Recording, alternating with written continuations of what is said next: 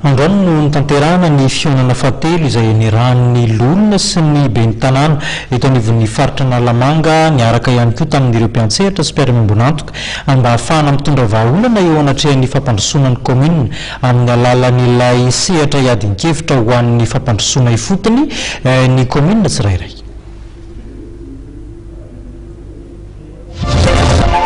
Nisa dimapolo ireo ben'ny tanàna avy eto amin'ny faritra Nalamanga tonga nanatrika ny sehatra iadin-kevitra ho fampandrosoana ifotony ny commune izay niarahana tamin'ny Lolona sy ireo mpiara-miombonantoka misehatra amin'ny resaka fikirakirana herinaratra. Mitondra ny etaeta ny ben'ny tanàna ao Amboniadana Andramasina.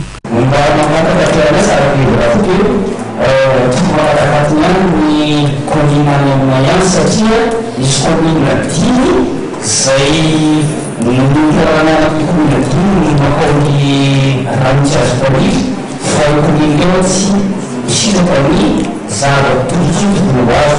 Kalau kafir mesami agama, saya isu luar tanpa lain futbol sana kuni jika mati mobil, ayo futbol sana besar.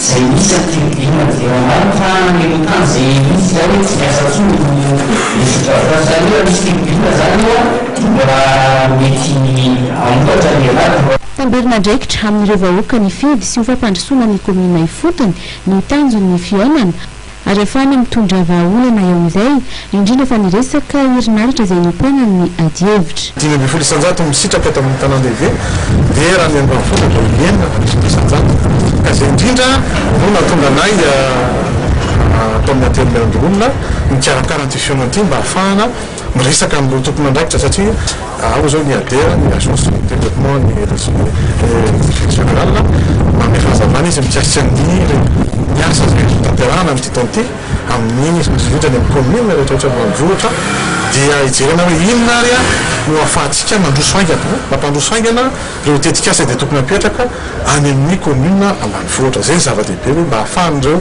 vahoaka amin'ny commune ambanivohitra indrindra misitraka haingana daingana izay resaka fampidirana jiro zay.